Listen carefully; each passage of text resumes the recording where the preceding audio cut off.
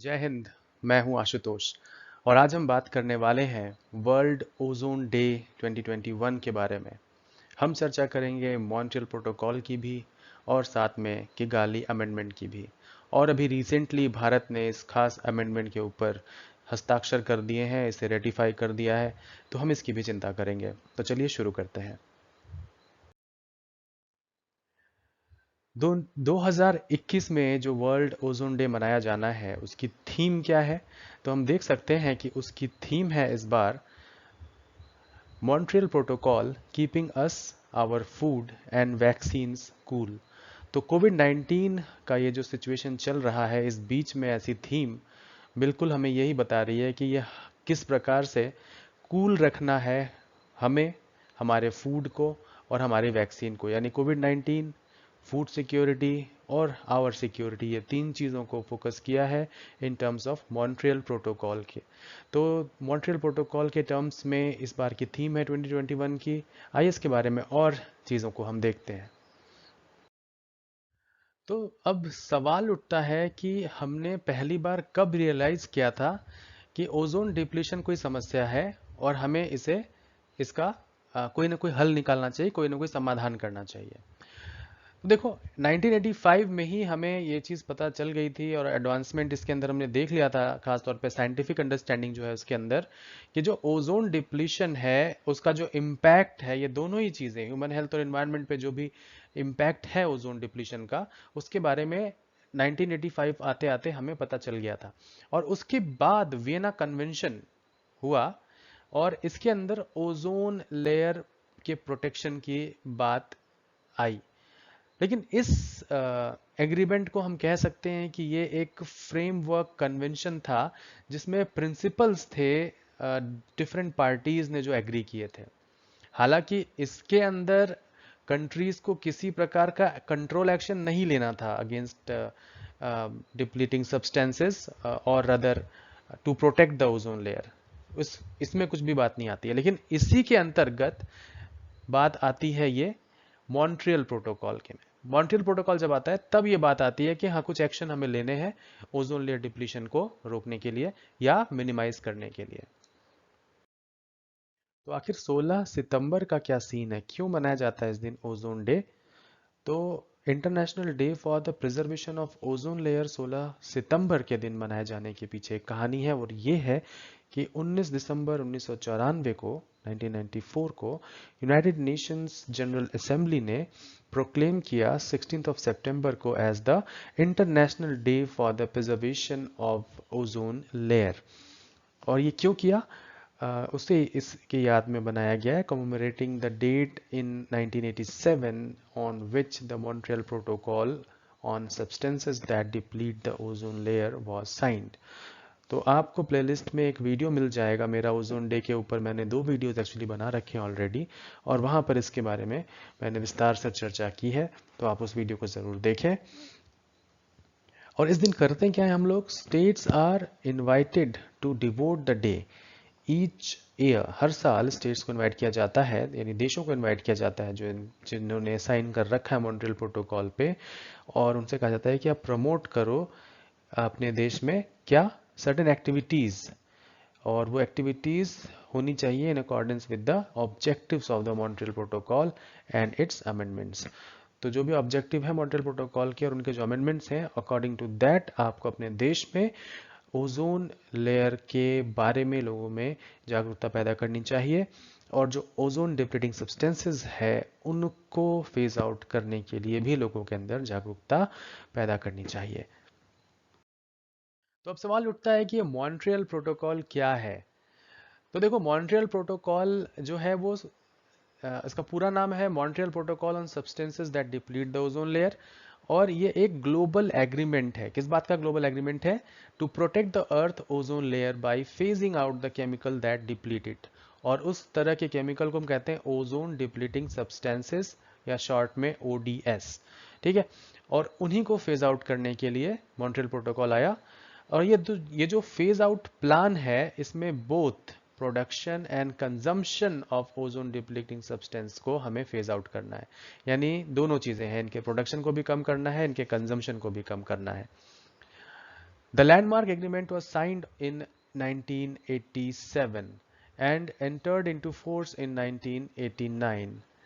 लेकिन ozone day मनाया जाता है 1994 के बाद से, मॉन्ट्रियल प्रोटोकॉल के ही दिन, जिस दिन ये हुआ था उसी दिन मनाते हैं, 16 सितंबर को। तो मॉन्ट्रियल प्रोटोकॉल की और क्या खास बातें हैं? जो पार्टीज हैं प्रोटोकॉल के अंदर, वो हर साल में एक बार मिलती हैं और कुछ डिसीजंस लेती हैं, जिसका एम होता है ये इंश्योर करना कि हमारा जो एग्रीमेंट है वो सक्सेसफुली इम्प्लीमेंट हो रहा है या नहीं। तो हो जाए इसके लिए हर साल ये मिलते हैं। और इसमें क्या क्या चीज़ें डिस्कस होती हैं?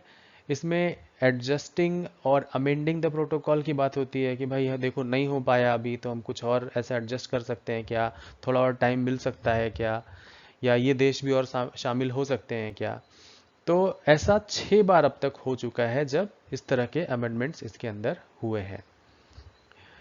इसमें जो सबसे मोस्ट रीसेंट वाला है ना, वो है किगाली अमेंडमेंट। आपके जो यूपीएससी और ये सब एग्जाम्स है ना, इसके अंदर इसके बारे में काफ़ी क्वेश्चंस भी आ सकते हैं। किगाली अमेंडमेंट 2016 में हुआ और इसमें पहली बार फेज डाउन करने की बात की गई हाइड्रोफ्लोरोकार्बन्स को। तो पहले मॉन्ट्रियल प्रोटोकॉल में सीएफसीज को, क्लोरोफ्लोरोकार्बन्स यानी सीएफसीज को रिप्लेस किया गया था इन्हीं एचएफसीज के द्वारा, हाइड्रोफ्लोरोकार्बन्स। लेकिन 2016 में अब इनको भी फेज आउट करने की बात शुरू हो गई। पहले तो इनको किया ही गया था क्योंकि ये क्लोरीन इसके अंदर होते हैं, क्लोरोफ्लोरोकार्बन्स यानी क्लोरीन फ्लोरीन, और ये क्लोरीन ही है जो ओजोन लेयर डिप्लीशन के लिए वो होता था। लेकिन एचएफसीज को नहीं मानते कि ये ओजोन लेयर डिप्लीशन का कोई कारक है, लेकिन ये एक ग्लोबल वार्मिंग का कारक है। ठीक है। So these HFCs were used as replacement for a batch of ozone depleting substances eliminated by the original Montreal Protocol. शुरू में तो ऐसे ही किया गया था। Although they do not deplete the ozone layer, they are known as a powerful greenhouse gases. So they are greenhouse gases, and that is why they contribute to the climate change and global warming. So this is why इन्हें हम अब phase of करेंगे, phase out करेंगे after this Kigali amendment. ये जो Montreal protocol है ना, ये एक set of practical actionable task provide करता है जो यूनिवर्सली एग्रीड ऑन है, और इसके अंदर ये सक्सेसफुली मेट करता है ऑब्जेक्टिव्स को। और इसीलिए जो सेफ गार्ड है ओजोन लेयर आज के डेट में जो करना है, उसके लिए ये बहुत ज़रूरी है। और जो ये कोलैबोरेटिव एक्शंस या एफर्ट्स हैं इसके लिए जो किए जा रहे हैं थ्रू आउट द वर्ल्ड, वो बहुत बड़ी भूमिका निभा रहे हैं, क्योंकि इससे ओजोन लेयर का जो क्षय था वो तो रुका ही है या कम हुआ है, साथ साथ में इसमें रिकवरी भी देखी जा रही है। रिसेंट पास्ट में ओजोन लेयर जो काफ़ी ज़्यादा कम हो चुका था, अब वो धीरे धीरे रिकवरी की तरफ जा रहा है। अब बात करते हैं कुछ अमेंडमेंट्स की, कौन कौन से वो 6 अमेंडमेंट्स हैं जिनकी हम बात कर रहे थे। तो इनमें महत्वपूर्ण है लंदन अमेंडमेंट जो 1990 में हुए थे, और इसमें second meeting of the parties में हुआ था ये 1990 में। दूसरा था कोपेनहेगन अमेंडमेंट 1992 में। तीसरा था मॉन्ट्रियल अमेंडमेंट 1997 में। फिर था बीजिंग अमेंडमेंट 1999 में हुआ। और जो फिफ्थ वन है which is called the Kigali amendment, ये रिसेंटली 2016 में हुआ है।